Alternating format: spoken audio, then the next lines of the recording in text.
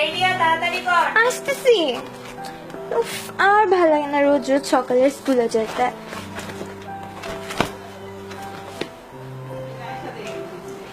আজকেই তো শেষ স্কুল, আর যাওয়া লাগবে না। কি?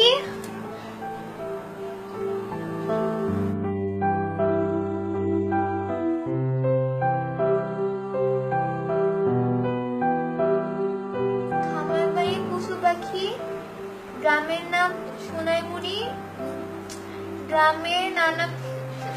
আমি বুঝতেছি না, আমার ভালো লাগতেছে না, এত পড়া কেন? দুদিন পর না তোর এডমিশন টেস্ট পর, তোর এলা হইতেই হবে। গ্রামের নানা পেশার মানুষের বাস, গ্রামের পাশেই তিতাস নদী, সেই নদীর পাড়ে গনি মিয়ার খামার, খামারে আছে অনেক গরু ও বাছুর। দিনের বেলা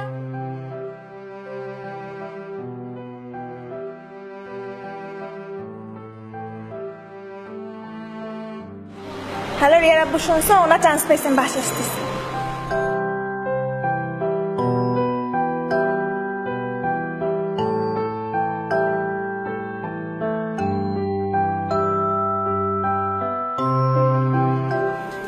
ছবির গল্প সুন্দরবন, ছবি দেখেও মুখে মুখে বলি আমি খুব খুশি।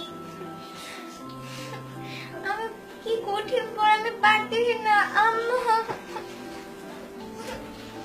কি হয়েছে? খালি পড়া, আমি পারতেছি না, অনেক কঠিন, আমি পড়বো না। পারবি রিয়া, তুই পারবি, পড়।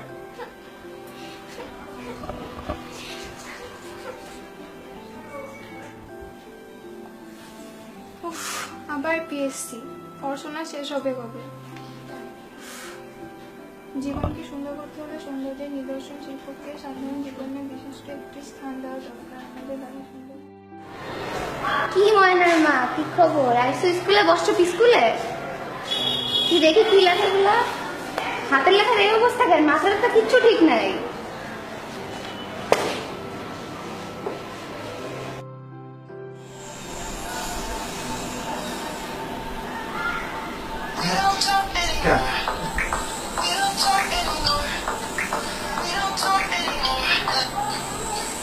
হ্যালো, কি আসলে না রেজাল্ট দেওয়ার কথা? কি আমি বৃত্তি পাইছি ট্যালেন্ট ফুলে, তোর খবর কি? কিন্তু তোর তো আসার কথা। ও হাতের লেখা, আচ্ছা রাখি। ভাগ্যিস স্যারের কথা শুনে হাতের লেখা ঠিক করছিলাম, নইলে আমারও বৃত্তি আসতো না।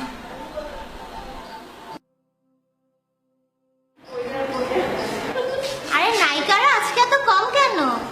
বৃষ্টি ছিল ম্যাম, তাই।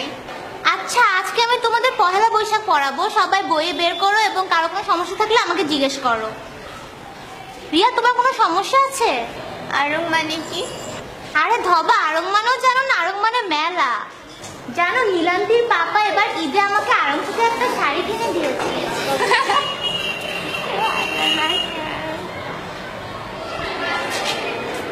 এই কন্যা, এতদিন পর স্কুলে আসছো, স্কুলে তো দেখাই যায় না।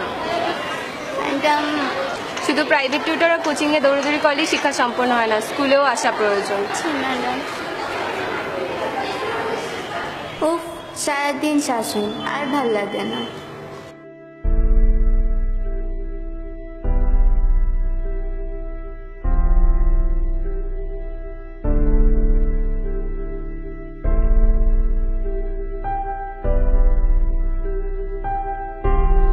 ও ইয়েস, এই অঙ্কটা নাসিমা ম্যাডাম ক্লাসে করাইছিল, এই জন্যই তো পারবো আজকে। রিয়া, তুই পারিস? না, ম্যাডামের কথা শুনে যদি স্কুলে আসতাম আমিও পারতাম।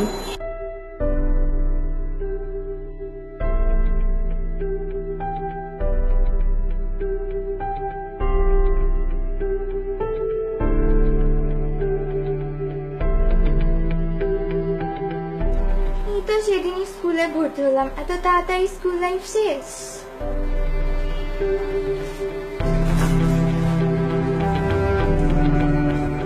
সেভেন্টি 77, 78, 79, 80।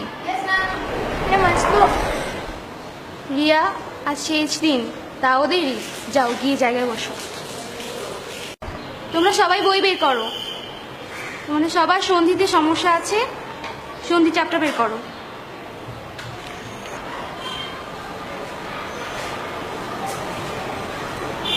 বসো বসো, দাঁড়াতে হবে না।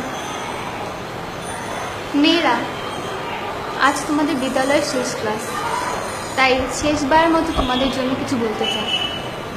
তোমাদের সকলেরই মেধা আছে, কিন্তু চর্চার স্বল্পতার কারণে তোমরা তা কাজে লাগাতে পারছো না। তাদের জন্য বলবো তোমরা অনুশীলন করো। আর যারা লেখাপড়ার পাশাপাশি সাংস্কৃতিক কর্মকাণ্ডেও যুক্ত আছো, তাদেরকে বলবো তারা হয়তো এটার গুরুত্ব এখন বুঝতে পারছো না, কিন্তু ভবিষ্যৎ জীবনে তা তোমরা অনেক কাজে লাগাতে পারবে। তোমাদের একাডেমিক রেজাল্ট অনেক ভালো, তা আমি আশা করছি তোমরা ভবিষ্যতেও তা ধরে রাখবে। তোমাদের অনেক বকা শুনতে হয়েছে, তাতে তোমাদের অনেকেরই মন খারাপ হয়েছে, কিন্তু পরে বুঝবে ম্যাডাম তোমাদের ভালোর জন্যই তা বলেছেন। তোমাদের র্যাক ডেতে তোমরা আনন্দিত থাকো, উৎফুল্ল থাকো, কিন্তু আমাদের চোখে পানি চলে আসে। আমরা এরকম ছাত্রীদের আর ফিরে পাবো না। তোমরা উন্নতি করো, তোমরা ভালো থাকো। আচ্ছা ম্যাডাম, আপনি ক্লাস কন্টিনিউ করেন।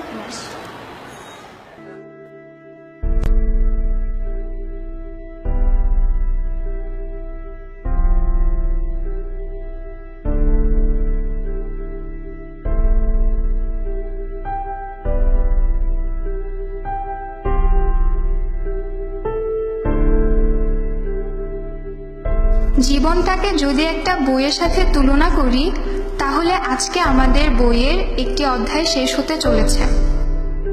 এই অধ্যায়টি বইয়ের অন্যান্য অধ্যায়ের তুলনায় বড়, কিন্তু এই অধ্যায়টি আমাদের জীবনের সবচেয়ে আনন্দময় মুহূর্তগুলো উপহার দিয়েছে।